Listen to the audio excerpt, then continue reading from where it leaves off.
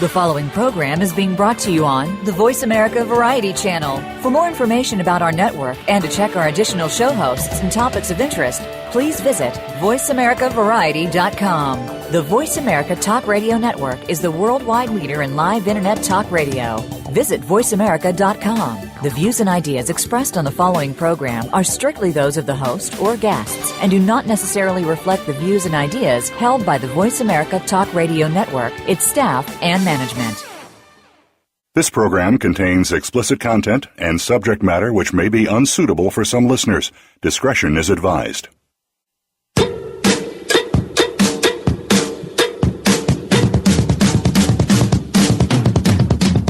Well, I think we should just bring on Paulie, better known as Burt Young.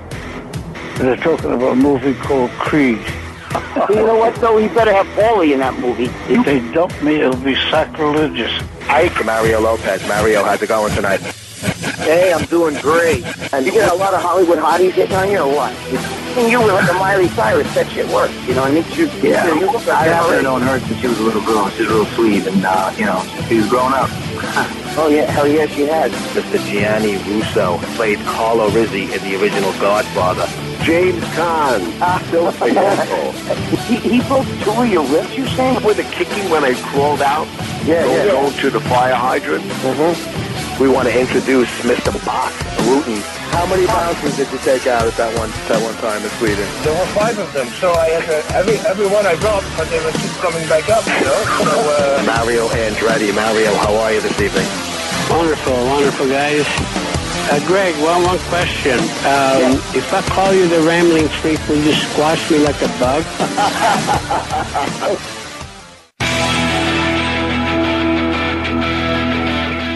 And welcome to Xtreme Radio. Joe Pietaro here with Greg Valentino. Greg, what's going on tonight? Right now, I got 2 tickets to paradise, Joe. We got 2 tickets to paradise. That's right, man, because we have 2 great guests tonight. Leading us off is going to be the great rock and roll legend Eddie Money, and then coming up at the 8:20 hour out here in New York, we're going to have Love Majewski from VH1's Mob Wise. So we're going to get right into this right now because we have Eddie on the line. Eddie, welcome to Xtreme Radio.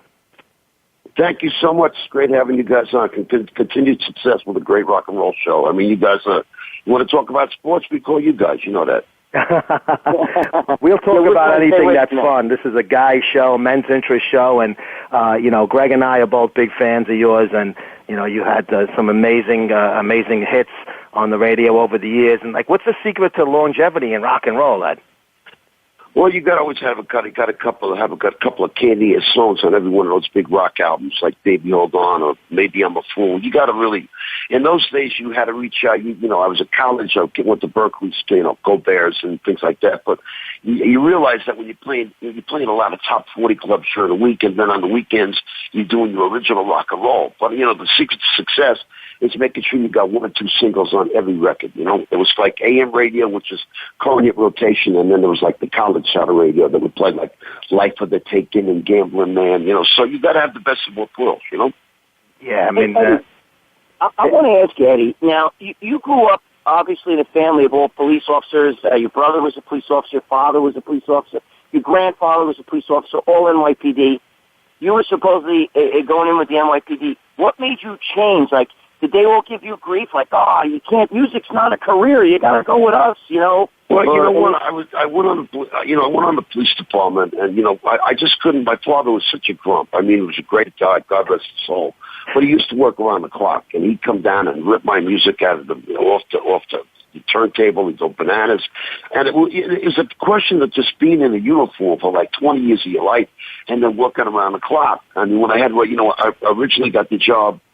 They asked anybody if they could type out of the academy, and I raised my hand. So, because I took typing class, I went to one of the all-girl rock typing class in those days because I got thrown out of shop class.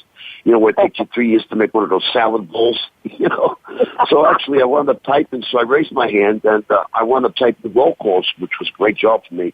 Because at night, I kept my rock band alive, and then the rock band moved out to California, and I was getting sick of the job. And like the Beatles say, so I quit the police department. And I moved out to California, and I got a record deal. Well, now I'm in traffic school. Now I'm in traffic school with everybody else. Hey, Eddie, you know, where did you work? You got to realize when you're the son of a cop, you're always the first one over the fence. You know that. Oh, yeah. No, I hear you. Where were you assigned, Eddie, when you were in the police department? I had a great job. I worked right in the police academy in the 13th precinct. It was great.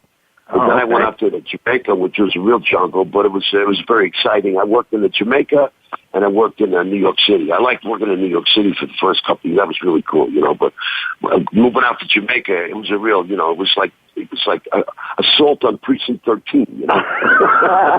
What year did you leave? It's still a shithole, man. That fucking Jamaica's bad back then, and it's a time warp. Nothing changes over there, man. Oh, it's a shithole now. What year was it that you left, Eddie? What year did you leave? Like, what year did you say? I mean, early 70s. You know, I got out of there. I got out of there in the early 70s. Moved out to California. Then I bounced around California until I got a record deal. I got a record deal actually in 1977. Oh, really? Columbia Records and Bill Graham. I was actually the first rock artist to get a record deal off a VHS off a video cassette tape. We taped the show, and Bill Graham liked the Columbia Dugout. I won 2 tickets, Baby Hold On, and that was like 3 rehabs ago. Come on, guys. Oh, wow. Yeah, that first your self-titled LP came out in 77. I sold 28 million records. I should have saved the money. You know, how many rock stars shop with double coupons? I got these 5 kids in the house. You know, my oldest one, he's 20 years old. He's in his 7th year of junior college. He thought it was a 2-year school. Why do I work so much? I got 5 kids. I'll do anything to get out of the house, guys. You know that. Oh, shit, I love it. You know, it's funny, because that's actually my favorite song by you, is I Think I'm in Love, you know. I think I'm in love. You know, I love that. That's a great tune. Yeah, we actually end the show with that. We do a Take Me Home Tonight, Think I'm in Love, and we end the show with 2 tickets. Then we come back and do Shakin'. And I'm out there trying to make some money for the... Yeah. We had a lot of hits. You know, the good Lord has blessed me with a lot of great... We had Baby Hold On, Take Me Home Tonight, Think I'm in Love, 2 Tickets to Paradise, I Want to Go Back, Shakin', Walk on Water. You know, it's the list is incredible. With Ronnie Spector, how did that go when you and her did that thing together? Was that good, or I mean, did you have a? You know, I'll tell you, I thought Ronnie was amazing. She told me stories about when the Beatles opened her up when she was in the Ronettes, and she met John Lennon when the Beatles opened up in London and stuff like that. She became really good friends with she told me great stories about Paul and John. She's really a sweetheart of a gal. I mean, she was married to Phil Spector. You know, there was a rumor going on around here. Phil Spector asked you out for a shot.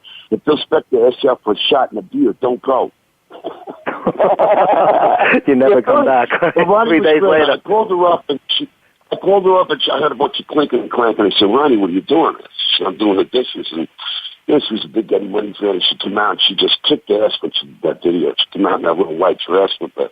That was a really cool video. And the record did really good for me, you know. I run into Ronnie every once in a while, which is really fantastic, you know. But Phil Spector still got a grip on her, even in jail. There were certain shows that she did. There's certain shows she did. I saw her at the winery in New York City, and she was not allowed to play Be My Little Baby because, it was against some sort of, he's still got his hands around her throat. And he's doing, 35 years? I don't know. Yeah, that's fucked up, man. Are you kidding me? But he's in jail. How could he control her like that? You mean, what has he got, like agents and stuff that are on top of stuff? I mean... let's put it this way. Clients go to jail. Lawyers never do. You're right. You're right. Absolutely, you're right. But I mean, at this point of the game, he should just let her live her life, make her money, and he's done. He's going to die in jail. You know? Yeah, and I'll tell you the truth. I don't really think that he. I saw that special on TV with Al Pacino. I don't think he was the nicest guy in the world, perspective, but I don't believe that he killed that woman. I just don't. Mm-hmm. There wasn't enough blood splatter on his coat. But then again, who knows? You get lost in TV and go, I believe that. I mean, that's crazy. That's crazy. What do you have now? When you do your concerts and you break into that. Obviously, you don't have. She's not probably there with you doing that, but I mean, you have somebody else doing that part. Do you have trouble playing that song? I mean, or is it? No. It was a big hit for me. I mean, I was making up Take Me Home Tonight T-shirts, and a lot of the proceeds are going to the Intrepid Full and Euro Foundation. Non-political. They've got 2 facilities, one in San Antonio and one in Maryland. For these kids coming back from Afghanistan with these head injuries. But Take Me Home Tonight, that and 2 Tickets and Shakin' and Think I'm in Love, they were really big hits for me. Out there, huge. You know me, I get out there, throw that girdle on, that sock down my pants, and away we go. That's great. And we all love the commercial. I see that commercial where you did it. This. Dude, I tell you, the Geico commercial was up for commercial of the year. And I mean, the Geico commercial was great. I mean, a lot of people. But the thing is, with the Geico commercial, everybody in the world, if you're an entertainer, I think the worst invention in the world was the cell phone. Because everybody's got a cell phone. Everybody wants a picture. They give the camera to somebody else. They don't know how to turn on the flash. How do you do this? How do you do that? And everybody in the world take a million pictures with these fans here. But that Geico commercial left it out. I mean, I can't even go to the drugstore without shaving and washing my hair and looking like $1 million. It's insane.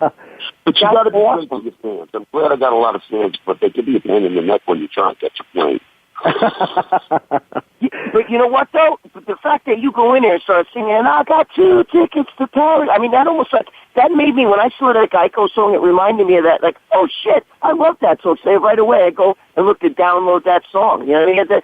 Something like that commercial revives even your music, Oh, yeah, it was good. I did the commercial because, like, I don't know if you remember, I Love Lucy, but my wife is like, she's like Lucille Ball. She's the one that got me the commercial. And then there was this little old lady that was actually hitting the tape deck, and the song Take Me Home Tonight would start. Now, Lori, and she was a very accomplished Broadway actress. She did Damn Yankees and Carousel and everything else like that. I had to fire her to get my wife in the commercial. And that little old lady, who was a very accomplished actress, she thinks she wanted Tony and stuff. She gave me the dirtiest look like my mother when I left my car in the driveway. So there's Lori getting a pedicure and a manicure, changing her outfits 1,000 times, getting her hair done this way and that way. What happened is they used the acoustic version. They used the version that was a cappella with no music behind it. So my wife wound up on the editing room floor. So if you ask my wife how she likes the commercial, she'll say, he sounds pitchy. She was so mad she wasn't in the commercial. I couldn't blame her, but what are you going to do? I know, but you know what, though? When you get a paycheck and she grabs it out of your hand, you say, well, I bet you're happy now I did the commercial. Oh, God almighty. I should have married a blind woman. My wife would spend so much. I can't believe it. I smoked generic cigarettes, for Christ's sake, and this woman I have no idea where the money goes. But you know what? She's faithful. She's a good wife. She's raising the kids, so I got no complaints. Are your kids into music, too? I mean, do they realize, their dad... Yeah, I got a son that... Jessica's been singing for me for years. And when I did shows without her, everybody's always asking for her. And then when I made T-shirts up, I said, Jessica, you make some more money, support some of the troops. I made the T-shirts up. I made 8x10s, and I'm out there signing shirts for the troops. And I'm going, where's my daughter Jessica? I spent $2,000 making T-shirts up and all these 8x10s. She should be sitting next to, or they say to me, oh, Jessica, she's not the Jägermeisters, but the opening acts roadies. I'm going, oh, my God. My mother was right. I had a daughter that turned out to be Eddie Money 30 years ago. Remember when your mother says, I hope someday you're going to have a kid just like you, and you'd say, what's wrong with that? Now I know what she's talking about. But she's very talented. I have another son named Desmond Money, and he's got a group called The Phase, and he's really, he's an excellent writer, and he's a good performer, and I wish him nothing but success. Of course, I wanted him to go to dental school, but that never worked out, Or Dr. Mahoney. I could see Dr. Mahoney instead of, Des Money in The Phase. But you know what? These kids are going to do what they want to do anyway. You know that. No, absolutely. I got kids myself, and they're, I got adult kids, and the whole bit too. They don't know. I feel like I'm having a good month when the kids are in jail or in a rehab. I'm having a good month.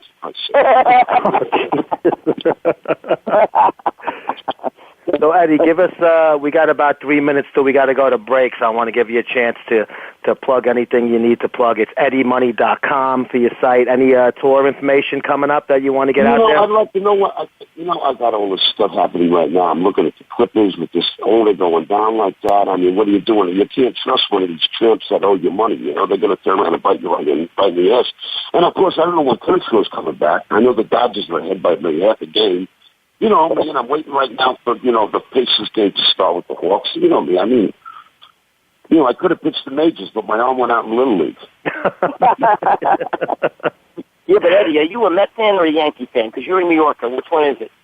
You know what? I tell you the truth. I grew up in Brooklyn, and my father worked at Ebbets Field. I'm a little older than you. I mean, that's what Jackie Robinson played, Dick Schneider, Pee-wee Reese, Carl Furillo, Roy Campanella. I mean, but the thing is I was always a big Dodger fan, and I always hated the Yankees. I grew up with the Dodgers, and every year they beat them, and I was such, I'm a Brooklyn boy. So I never really liked the Yankees. But you know what? Every time the Yankees play, I mean, I like Jeter. There's no doubt about that. And the Yankees they're built, they got an amazing team this year. But I've always kind of favored the Red Sox, Oh, boy. Schilling was a good buddy of mine. I remember when his wife was in the hospital. She was like candles from Craig Schilling and Poppy. I went back there. I've always liked the Red Sox. Uh-oh. A New Yorker liking the Red Sox. Believe it or not, my son now loves the Red Sox. But I'm not a New Yorker anymore. I live in California, so I got my Angels out here, and I got them very close with I'm very close with the Barbalos. They own the 49ers. 49ers, yeah. I'm very close with Mark Davis, who's a good buddy of mine. He owns the Raiders. And you got the Clippers out there too, Eddie, right? Don't forget the Clippers. I'm so tired of trying to get into a ball game, and I got to see the Star Spread the Banner for free tickets. So now I know all the owners got. That's awesome. I love it. Well, you got to figure, Greg. Same as him. I grew up. My family was Brooklyn Dodgers, so we were National League house. So that's why I'm cursed with the Mets because my family were Dodger fans. But we got like a minute left before we gotta hit a commercial break. Unfortunately, I got to tell you guys, my wife just called me up. She's talking about divorcing me, moving to Las Vegas. I said, what are you talking about now? She said, I'm a good-looking woman. I said, everybody sees you on TV. You're a gorgeous woman. She said, an escort service would give her $10,000 a night just to keep the gentleman company. You know what I said? I said, I'm going to fire you in Las Vegas. She says, why? I said, I want to see you can live on $20,000 a year. You can't try. The women are waxing today. She tells me what these jokes. I can't think anything about that, You got to have a fucking sense of humor. Thank you so much, and continued success to both of you. So it was a good pleasure getting on the air. Give my best to all those Eddie Money fans out there. And go to my website. I know I'm playing in San Jose this weekend on Saturday, and then I got a show in Fort Lauderdale on Sunday. Yeah, we got to check you out when you come up our way up here in New York. We're going to come check out Eddie Money in concert. I'll give you a heads up. I'm playing the Mohegan Sun next month. Nice. I can fucking do roulette table and lose my shirt, too. You can actually, the Mohegan Sun, you can hear the music and see it anywhere. Nice. So we got a lot of shows coming up and trying to help the kids out, get these kids to go off their ass and get them out of the house, and it's a typical day in the life. You know what I'm saying? Yep. So just go to EddieMoney.com, check it out, and you can check out his tour information when he's coming to your neck of the woods. Eddie, it's been a pleasure, my friend. This was great, man. I love talking about anything that New Yorkers love about. It's fun to get on the air, and it beats the hell out of walking the dogs. I can't get my daughter to do anything around here. No, I can't get my kids to fucking pick up their fucking dirty socks. Let alone do telling you, man. Forget about it. You know what it is? We were the X generation. This is the Y generation. Why do I got to work? Why do I got to go to school? Why this? Why that? Because I fucking said so. That's why. Eddie, have a great night. Enjoy beautiful weather out there in L.A., and we'll talk to you soon, buddy. Thank you, Thanks, Eddie. guys. Thanks for the call. Right. Thank you. We'll be right back after this with Love Majewski from the Mob Wives.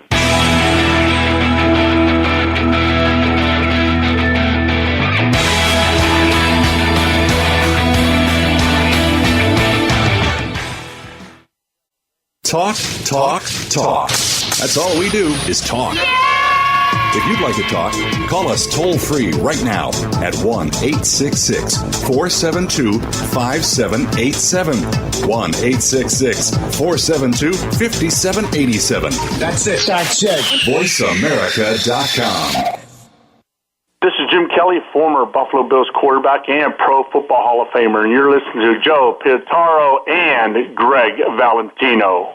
FitnessRX for Men is the ultimate men's print publication, website, and extreme radio show. More than just fitness, we'll also bring you the best news in sports, entertainment, and lifestyle. FitnessRX for Men was established first as a magazine in 2003. Be sure to visit our website, www.fitnessrxformen.com, and check out our social media pages for up-to-the-minute news and tips every day. It's your ultimate prescription for the perfect body. Visit fitnessrxformen.com today. Oh, how the fuck are you? Max Cook here. Let me tell you something. I had a lot of fun talking to Joe and Greg. Couple of top-shelf margaritas, those two. Now, you're going to do me a favor. You're going to go to YouTube, and you're going to type in Max Cook, M-A-X-K-O-C-H, you strunts. And you're going to watch my videos. And you're going to fucking like them. Or we're going to have a problem. This is Ernie Banks. You listen to Gregg and Joe. They're great guys. What's up, guys? James Maslow here, and you're listening to Joe and Greg on Xtreme Radio. Talk, talk, talk. That's all we do is talk. If you'd like to talk, call us toll-free right now at 1-866-472-5787. 1-866-472-5787. That's it. That's it. VoiceAmerica.com. Hey, it's Max Martini from 50 Shades of Grey, and you're listening to Greg Valentino and Joe Pietaro on Xtreme Radio. Hey, it's Artie Lang, and you're listening to Gregg and Joe. Check it out.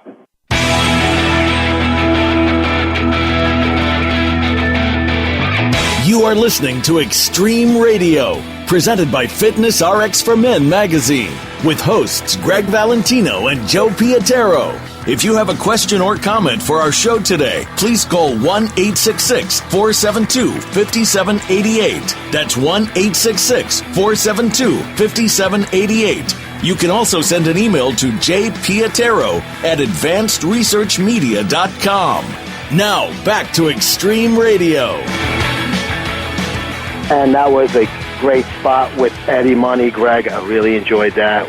But right now, on the line with us, one of the mob wives, Greg. Well, you know we're big fans of the mob wives. Let's I love them. And I love Love. Love. Well, thank you so much, Joe. Miss Love Majewski. Right? Thank you so much for the invitation to FitnessRX for Men. I was looking forward to coming on. I'm glad Joe got in touch with me. I appreciate it. Oh, no. And I can't believe I'm on with Eddie Money. Who doesn't love Eddie Money? Oh, God, he was great. We love what you said to us on the break. I think will be perfect to say on the air right now, because that was a fucking classic line. Go ahead, love. Well, we got to repeat that one. Well, I said 2 Tickets to Paradise. Who doesn't love 2 Tickets to Paradise? Many a lady has gotten laid to that song in my day. Oh, that yeah. was a song that was vacation tickets, even if it's just to Miami for the weekend, and that song, you were getting busy. Oh, I love that song, too. I used to love I Think I'm in Love. You remember that song? I Think I'm in Love. You know, I can't sing that. I can't. And what about there was another one that he sang with the chick. I didn't know you guys were taking live callers tonight too. Now sure. Live callers. I'm scared. Yeah, we take them later because this way we want to be able to talk to you so nobody else so we can just talk to you, and then later on when it's just Joe and I, we take them. Yeah, we don't like to interrupt the guests. That's cool either way. I don't care. That's cool either way. I love talking to everybody. You know me. I'm a blabbermouth. It's my whole business. But you know what, love? I got to ask you. You and my girlfriend loved you on the show, but we can't figure out what the hell happened. Isn't controversy? Well, you know what? I'm going to say something now. I don't want to just take over your show and just run rampant, but you know what? I've been really quiet about this for a year. Don't be quiet. Go. Rampant, run. Go. I didn't say anything because, out of respect and out of basically contractual obligations. They had us all between a rock and a hard place. And as you could see, they punched some of the heavy hitters on the show, friends of mine, by just kicking them right out the door for opening their mouth. But the truth of the matter is, I'm going to be quite frank, I only signed for 1 season, and they intended to give me my own show, my own spot. I was never supposed to be a permanent fixture on Mob Wives. I signed for 1 season and that. And they weren't really honest with the public about that because they never came out and said, she's only here for 1 season. They had intention of taking me elsewhere. So the whole hoopla or hype that was surrounded the fight with Carla and all this nonsense, that was completely produced, and it was intended to go that way. You know what I'm saying? There was no people go, she got fired for hitting Carla. No. I was told this is what I had to do. You know what I'm saying? That was never a factor like that. I'm such a loose cannon that I just went off and did whatever I wanted. That was never a factor. After that day, I wasn't supposed to be there, but then I chose, after the way I saw they were portraying it in the media, like I was just some kind of lunatic that made this whole thing on her own and went nuts. Then I said, I'm not doing another show with you. What would you do if I had my own show with you guys? Then what would you make me look like? A real nutcase? Well, you know what I'm saying? My girlfriend was so pissed because she really liked you, and we couldn't understand. We're thinking, like, Jesus, she has problems with Carla. Isn't that what the show's all about? Like, it's like, the issue was I never really even had the problems with Carla. Her big beef was with Renee, and I didn't like the way she was talking to Renee, the things she was saying to her. The girl's going into rehab. She's going to get help. Why are you calling her a junkie? She's going already. She's already established she got a problem. Is that proactive, or are you just bashing somebody because you feel it's going to make you feel more important or you better about yourself? Let it go and let her do what she's got to do. So my beef was just really like, respect my friends more. I don't appreciate the way you're treating my friends. That was my issue with her, And I never really got to say that because we set up seven separate occasions for her and I to film, and she never showed. And they did not show that in the production. I wish they would have shown it. I stood one day in the snow. They told us to meet in the park. I walked all the way up the park to the point and stood there in the cold, standing outside waiting for this girl to show up. By the seventh time she didn't show up, I was so pissed off that could you imagine 7 times you're filming and she don't show up? Who is she, Charlie Sheen? I understand you're afraid you're going to get beat up, but you're a nobody. I got to wait for you. Then the night of the party, they edited it down. They whittled it down to a toothpick. Okay, They edited so much out that I was there for over 2 hours, sitting in the back of the party alone. I came there with my cousin, was sitting in the back. They kept this separate from where the party was, so I wasn't filmed for 2 hours. They made me stand outside for like 20 minutes in the freezing cold, okay? Then they bring us in and they make me stand in the back of the room, and everyone's coming over to me. You know how like the producers in the background hyping it up. This is your moment. What are you going to say to Carl? I said, I don't need to be pumped up. I know what I want to say to her. Well, after over 2 hours of sitting there, they finally bring me into the party. Everybody's smashed. Everybody's drunk. Everybody's been having a good time. And they're all saying, why were you sitting in the back ignoring us? Meanwhile, what you, the viewers and the public, see is me walk into the party, come in, throw a fit, hit her, and walk out. I've been sitting there for hours, and no one knows that. Wow. Yeah, because on the clip, it looks like as soon as you guys see each other, you start wailing. Yeah, exactly, and that's totally the furthest thing from the truth. And there were so many other factors to it, like the issue about me talking about my, about her taking the logo from my company. She, in the plaza where her father-in-law, ex-father-in-law set up this business, downstairs there's a store beneath it that sells my products and has the logo on it. She went in that store 2 weeks prior, and they had her on the security tapes that I had the video of her picking up my products and looking at them. And then next thing you know, bam, she's got this logo up on the window upstairs. I mean, my boyfriend drew it for me. I've got it tattooed on my wrist. You think I would tattoo it on my wrist if it was just come out of the blue? Right. So they really did a butcher job on me, and that's why I walked out on the rest of it. Thank God that, there's other producers I worked with, like when I did, ID is a great channel. All the Discovery Networks are great, and I loved working with them. So, I stayed in good standing with the people from I Married a Mobster and from Deadly Sins. So when I walked off the show, they were already on the phone before I even got to the car. They were calling me. They had all different shows lined up for me. They had me shooting different sizzle reels. So they've got and there's so many ideas coming in. Right now, it's just a matter of they say, okay, she can do anything. What should we make her do? And that's what they always say to me. They're like, you're funny on your own. You're funny with your mother. They like you dating. They like you with your friends. They want to see what you do with the makeup business, but we don't know which, what to see of what of. So I don't really know what's going to happen next. I've filmed about 9 sizzle reels in the past year. I mean, that's like crazy. Nobody does that much work. And for people, your listeners may not know, a sizzle reel is kind of like a pilot before it goes to the net, to sell to the networks. It's almost like a little slice of a show for them to see if they like it. So I've been working nonstop ever since I left Mob Wives. Just, it hasn't been anything that we really felt was like the perfect team. You know what I mean? It was great. I had a good dynamic with Karen and with Rita and with some of the other girls. But they got a bad break. They really did not. I would love it if Karen would come on your show and talk to you, but she has been vocal about going on other radio shows and saying, listen, they gave Love a raw deal. She said, I was in meetings where they told Love, if you don't hit caller, you're going to be off the show. And she said it openly. You know, and meanwhile, I was getting hate mail. I got 300 hate mails in one day. People telling me you should kill yourself. I'm like, listen, if I watched a TV show and I sat down, I went to the expense to look somebody up online and try to find them Twitter or Facebook or whatever and tell them that they should kill themselves because they cursed at somebody that I don't even know, then I should kill myself. You're right. I mean, people don't understand You're a lot for of me, stuff. pal. I'm worried about you. What you see is not what you get when you watch, you know what I mean? They don't realize what goes on. I've been on a lot of shows myself, and, I mean, get about the whole sizzle reel thing. Holy shit, I know that deal. You know what I mean? Let me tell you something. What I really wish that people would realize, I would love to write a book that's like the reality behind reality. I would love to do that. Because you should do that. That sounds awesome. People don't realize the simplest thing like continuity. Here's an example. If you go back and watch season 3, you'll see me walking across the room and my shirt suddenly turns blue. How did that happen? That's not the same day, friend. That's not the same day. The shirt is not magic. It is not the same day. You know what I mean? But people don't realize that there's filming and refilming and edits, and they think that what they're seeing, they take it so to heart, you know? And sometimes you've got to just use your common sense. I had one fan who was so on point. This kid, I'll tell you, whoever she is, she's a genius. I wish she would have wrote to me again. She was about 14, and she said to me, what I don't understand is if your birthday is in November, and Jarita's birthday is at this time of the year, and this one's birthday is how come they showed this, and this, and she realized the timeline was wrong. Mm-hmm. I said, wow, at 14 she already got it all figured out. You're going to be all right, kid. You're going to do good in life.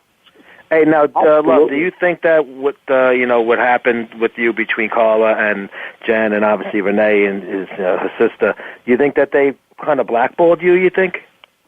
Well, you know what? I still speak to Jen here and there. I don't have any problems with her, you know. Renee, if anything, is, in my opinion, Renee is the biggest snake that there ever was, a backstabber, traitor. I mean, I can't even tell you. And she was never even really friends with half these people, like distant relations. Now, all of a sudden, she's got this crew out of Philly that nobody ever met before. The girl's not that friendly. All of a sudden, you got a million friends all over. Yeah, you're right. The thing is, she pushed me gung-ho. You know, she was the one who pulled me on the side and said to me, listen, you know, Carl is going through this crew, and she's abusing everybody. Look what she did to Ramona. Look what she did to Karen. You know, Karen's your girl. How are you going to let this go on? And she's gone unchecked, and look what she said to me. She said, and if anybody's going to go in and say something, it should be you, because you're the one that cleans up, and, like, you're the one that handles this, and you should really make it a point to, like, put her in her place. And gave me these long speeches over and over and over again about how I needed to help her out because she was weak, because she was in recovery and she needed help and all this. And really, really was, you know, I felt that day that I was really going to bat for her more than anybody, because she was the one who really was weak and you know, helpless.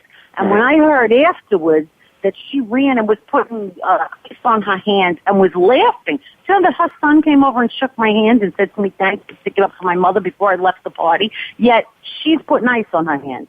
You phony bitch. Who are you kidding with that? So she set that up. You know what I'm saying? She set that up for her own gain. But she was jealous of me from day one. I got calls from people that work in production that as soon as my numbers would go higher than hers in any way, shape, or form, she would be screaming that she wanted me off the show. Like, she's so jealous. I've never seen a human being like that. The only thing I got to say for her is that it's got to be so horrible to live inside her own mind. Living in her body. You know, when you're a jealous person like that or envious, nothing makes you happy. Nothing's ever good enough, and nothing ever makes you happy. Me, I'm happy for all my friends. And, you know, I look at it like this.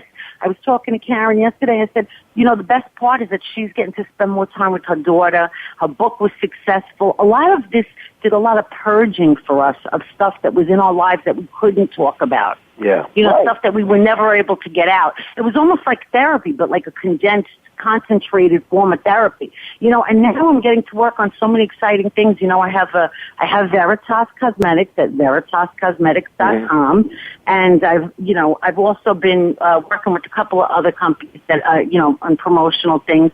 I fell in love with this product from ULaces.com and Juiced Watches. I got all kinds of fun stuff going on, and people coming to me and saying, you know, we like your style, we like the way you do things or what you represent.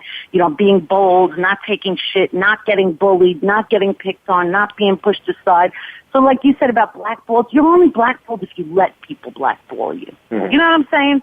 Like, I feel like, do they try to push me out? Yeah, but of what? They pushed me out of Mob Wives? They never agreed to stay with Mob Wives longer than one season. Yeah. You know what I'm saying? So, it really, behind the scenes, the decision is, what pissed me off was that I see there's an interview going around with Jennifer where she's saying that we asked for more money. I didn't ask you for nothing. She said, well, all those girls were released from the show because they asked for more money. The problem is that anytime anybody would go to her with any kind of idea, like, listen, I got a great idea, like, like I just said, this company with these watches, this company with this, it's a great idea. They want us to work with us, or they want to put us on something. All of a sudden, the next day, you'd hear Renee had a deal with them, and none of you would ever hear from them again. Right. You know, and of course, we all know this. This is, that's how it's going to go. But how many times could you stab people in the back before, the knife is sticking out of your neck and you're saying, and this one I know how it got here. It's right in my front. You can only stab somebody in the back so many times before you run out of room and you're stabbing them in the front. You know what I meant to say? You run out of holes. We got about 2 minutes left, so I want to make sure we get all the plugs out there. You just mentioned Veritas Cosmetics. Okay. It's Veritas Cosmetics. VeritasCosmetics.com. But listen, most importantly, what I want to say is I'll be pushing for you guys, but they're running right now. I have the greatest social media manager and a really great team behind me. They're running trivia every week on anything you've got. Instagram, Vine, Facebook, Twitter. So every single week they run a trivia game with 10 questions about me, and you get to win a prize. And those prizes are now promotions of whatever company, whatever product I like, autographed pictures, phone calls from me. It's a lot of fun. We're having a good time with it. And it's a way to keep up with whatever's going on with me, whatever projects I'm working on are on there. So whatever social media you're on, just look up Love Majewski, and you will find me on my own name. So whether it's Facebook, Twitter, trivia, anything at all, just look up my name and you will me directly through my name. Yeah, so, definitely. And again, VeritasCosmetics.com, that's my baby, that's my company that I, originated and I'll always, have there. And another, I want to throw a shout out to Long Beach Rocks. My girlfriend Cheryl today is celebrating jewelry. She's celebrating today her anniversary of having her own company. That's a big thing. And what else? Oh, of course, we're going to send a shout out to all my friends and family, my sweethearts, and on for supporting me. I just want to thank them all.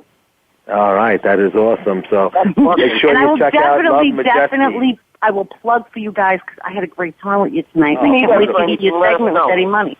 Yo. All right. Oh, and I will put Karen in touch with you boys too. Yeah, I want her to tell you the tomorrow, same thing. and we'll get the ball rolling. She's funny as all. You'll love it. Love all right, guys. Thanks so much for reaching out. It was a ball. Thank you. Had a great time. Stay in touch, and when I have my next project, I'll be happy to come back and tell you all about it. When I decide where I'm going, we'll get together. We'll have you back on. I love Jim Majewski from the Mob Wives. We'll be right back to wrap this show up.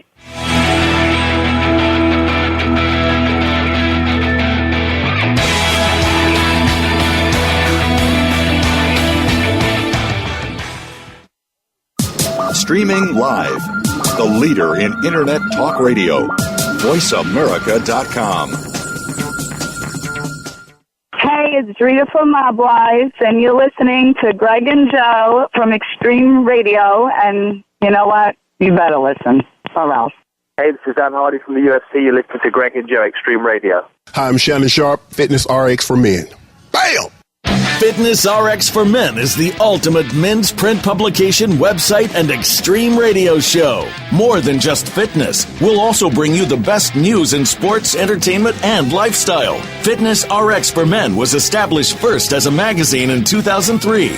Be sure to visit our website, www.fitnessrxformen.com, and check out our social media pages for up-to-the-minute news and tips every day. It's your ultimate prescription for the perfect body. Visit fitnessrxformen.com today. Listen for MD Radio on the Voice America Variety Channel. That's Muscular Development Radio. Every Monday, your host, Sean Ray, will take you inside the world of bodybuilding and health and fitness. The show will feature Hall of Fame bodybuilders, trainers, judges, and the future champions of tomorrow. Plus, you'll be invited to participate in our call-in Ask the Pros feature. And our Nutritional Spotlight will feature products that can help you achieve your fitness goals. MD Radio is broadcast live Mondays at 7 p.m. Eastern, 4 Pacific on the Voice America Variety Channel. Hey, everybody, this is Ron Bumblefoot Thal, and you're listening to Joe Pietaro and Greg Valentino on Xtreme Radio. Yeah! Oh, how the fuck are you? Max Cook here. Let me tell you something. I had a lot of fun talking to Joe and Greg. Couple of top-shelf margaritas, those two. Now, you're going to do me a favor. You're going to go to YouTube, and you're going to type in Max Cook, M-A-X-K-O-C-H, you strunts. And you're going to watch my videos. And you're going to fucking like them. Or we're going to have a problem. This is Big Ann, and you're listening to Gregg and Joe on Xtreme Radio, and you better fucking listen. Talk, talk, talk. That's all we do is talk. If you'd like to talk, call us toll-free right now at 1-866-472-5787. 1-866-472-5787. That's it. VoiceAmerica.com. Hey, what's up? Mario Lopez here, and we're at Gio's Brooklyn Boxing Club doing a photo shoot for FitnessRX for Men.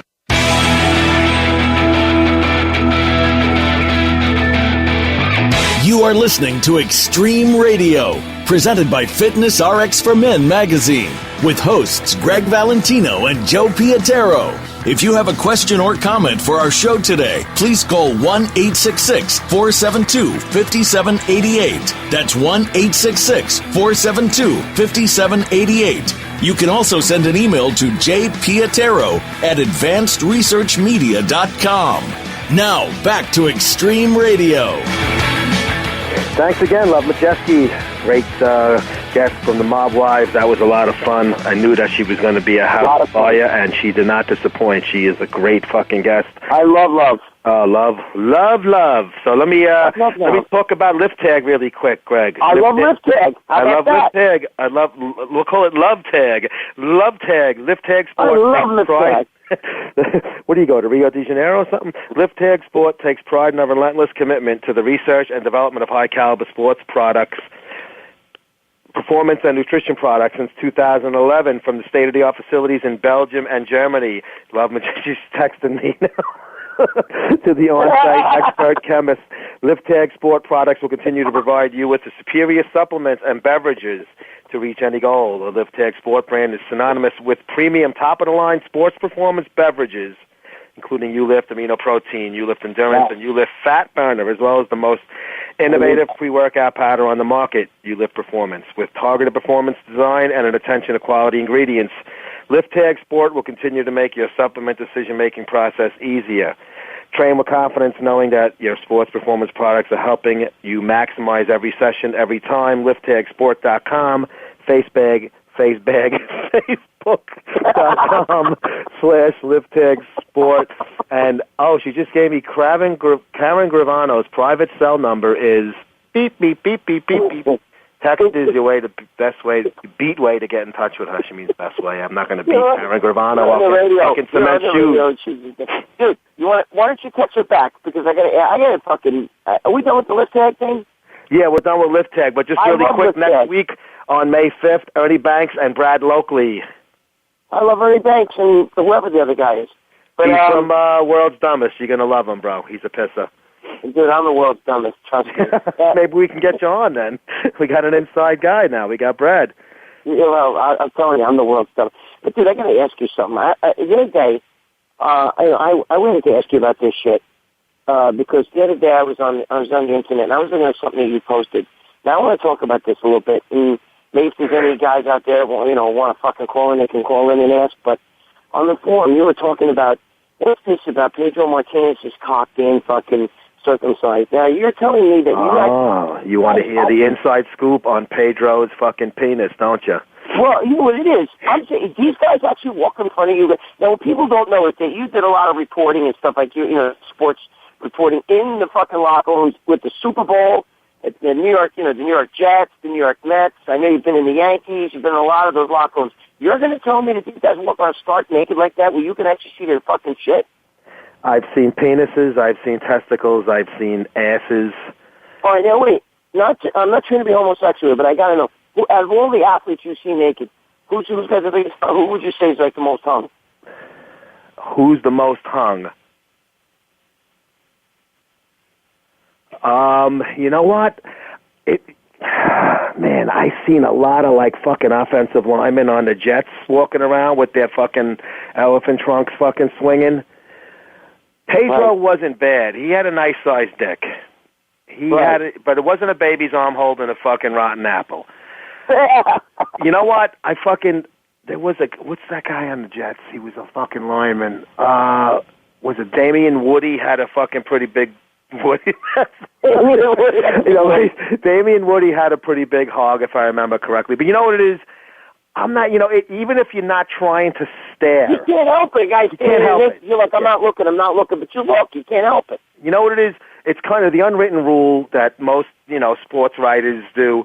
You don't bother a guy until he's at least got his pants on. Like if a guy's doing the windshield wiper, drying his balls and ass after the shower, you don't come up to him and say, "Hey, Mark Sanchez, you got a minute? Let me get a couple of quick questions and stick a recorder under his mouth." Can I try that off for you?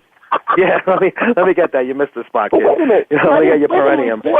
But seriously, when you're standing there and one guy's like the lockers are right next to each other, it's just an open space. There's no doorway. There's no like stalls, right? They're just open thing. So if let's say you're standing by this one guy's locker and then his locker, the neighbor comes over and he's fucking drying his balls or whatever, it's right in front of your face. Even if you're not looking, it's there. So you notice it, but you're not going to go, "Oh, let me see. Is his dick bigger than me?"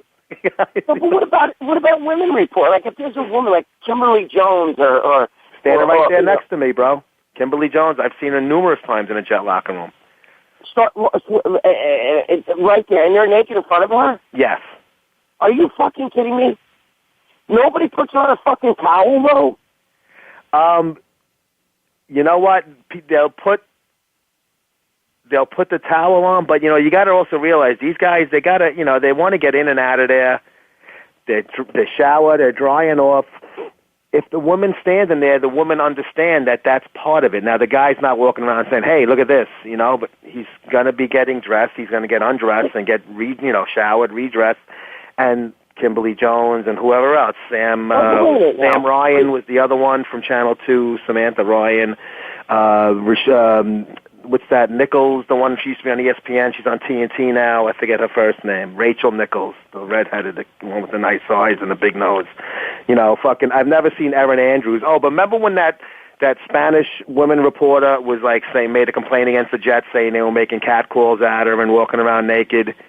I forget her name. She was like some Spanish station thing. Oh, I forgot, but she loved every fucking second of it. Bro, let me tell you something. She was standing there in the fucking locker room with jeans on that were painted on with these high heel, like open toe shoes, a tight shirt with these tits. It was ridiculous, bro. It was like she was going to a fucking disco. But could you actually do any report? Like if you, suppose you went to like Wimbledon or one of them places, could you sit there and see fucking, I don't know, Anna Kournikova naked and shit too? Though I mean, no, same way as the girls. The rule for women's sports is even women reporters, the locker room doesn't open until they're dressed. So, if I went to a New York Liberty game, right, the women... Dude, I wouldn't want to see any of them fucking bitches fucking naked anyway. I mean, that's like fucking... I tell you, Becky Hammond was pretty good looking, the blonde. She was Becky Hammond. She was with the Liberty for a number of years. But there's actually a few WNBA ones that are not too bad looking. If you fucking, Sue Bird, there's a few of them. If you see them not in their basketball, look, you see them like in regular look, they look okay. But when they have hair tied up and shit, they're no makeup. Have you ever been in a women's locker room on any of those sports? No, I never did a Liberty game. I just did Knicks and stuff at the Garden. But but that's the rule, even for the women. Most of the reporters are women that cover the women's sports, but there are males also. But they won't open the door until they're dressed and ready. But in the men's locker room, it's like 5 minutes after game time. It's like, okay, everybody goes fucking running in and looking for their guy to get their quotes for their story for the paper. Did you ever see Derek Jeter naked? No, because Derek Jeter... or Mariano Rivera? Basically, they had a corner, and even in both Yankee stadiums, the old and the new, where it was Jeter... what was the other guy? Posada, A-Rod. There was like a few of like the big name guys.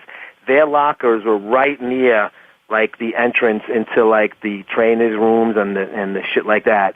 So they would disappear. They wouldn't stay by their locker that long.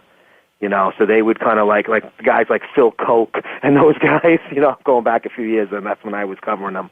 Their lockers were a little deeper into the locker room where they kind of couldn't just run and disappear. Like seniority rules, like Jeter got the locker right near the fucking, the dip where he can jump into the fucking cave and hide out. They didn't really like talking to like Randy Johnson and shit, didn't even make eye contact with the reporters.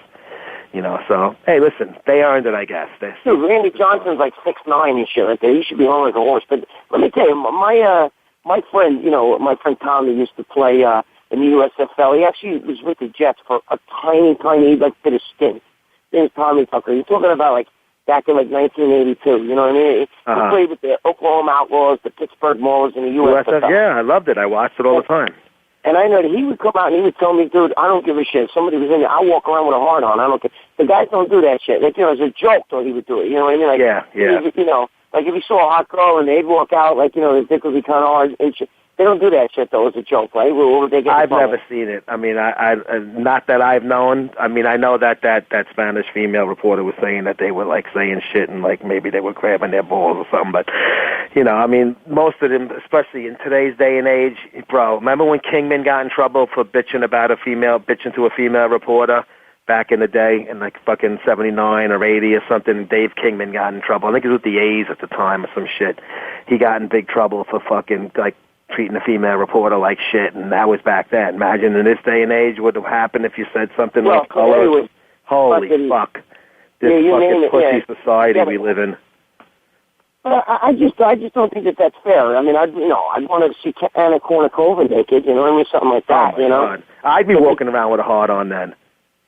There you go. Fuck it, I wouldn't hide it either. What if you were a male reporter and you took a shower in a woman's locker room? You said, well, fuck it, I haven't showered today. I'm just kidding. But, I'm feeling a little sticky. Let me go wash this off. Let me go fucking clean my fucking nuts. Now, I had to ask you about that because, I'm over here, I'm reading this post, and there's a picture of Pedro Martinez, and, guys, believe it or not, he's circumcised. And I'm like, now... No, uncircumcised. Uncircumcised. I mean, he is uncircumcised? Yeah, he's got a fucking full elephant trunk, bro. Yeah, but dude, he's Dominican. Of course, none of them fuckers are fucking circumcised. Yeah, I mean, he's got money now, but he was fucking an adult already. You figure, why bother now? You want to cut 3 inches off your fucking wang either, you know what I mean? No, not as an adult. We had no choice. Our parents fucking made us do that. We're Italian Americans, but if we were Italian over in Italy, you know what I'm saying? But like over in Italy, half the shit that we think of here, like my friend's from Italy. If I ask him about chicken parmesan, he's like, dude, that's not Italian. That's Olive Garden to them. Right, yeah, that's what they say. He's like, dude, no, that's not Italian. If I say Guinea, he's like, I have no idea what that means. I said, you never heard of Guinea? No? Well, no, because I'm Italian, we could say that. But, it's different in the fucking Italy itself. Over here, it's... But they have no idea what that means. They've never heard those expressions before. Like, he's like, what's Parmesan? He goes, that's good. He goes, no, we don't have that in Italy, you know what I mean? He was saying to me, like, well, like a lot of the shit that we have here that we consider, Italian, he said, is not real Italian. Like, I ask him all these, I'll ask him all these things, expressions that we have, you know what I mean? And he's like, dude, we don't use those expressions. You don't fucking use it, yeah. No, I know, it's a different world.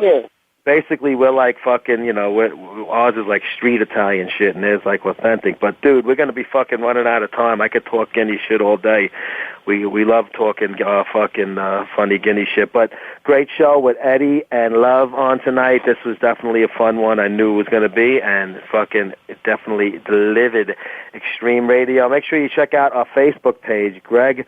And join the fucking Facebook page, for Christ's sake. Greg and Mercedes put that thing together, and we need a little fucking love going on over there because we know we don't get a lot of it, but we're going to keep asking anyway. But keep checking us out on FitnessRXmen.com each and every day, Xtreme Radio on Facebook, and check out our Twitter pages also. And Greg, next week, the great Ernie Banks and Brad Lokley. So it's going to be a little baseball legend and a couple of fucking laughs. So we're going to look forward to that one. So you have a good week, everybody out there, and we will check you out Monday at 8 p.m. Eastern, 5 p.m. Pacific. Xtreme Radio, we're out.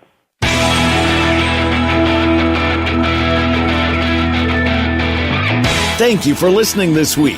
Gregg and Joe will be back next Monday at 5 p.m. Pacific Time, 8 p.m. Eastern Time on the Voice America Variety Channel with another edition of Xtreme Radio. Now, go home and get your shine box.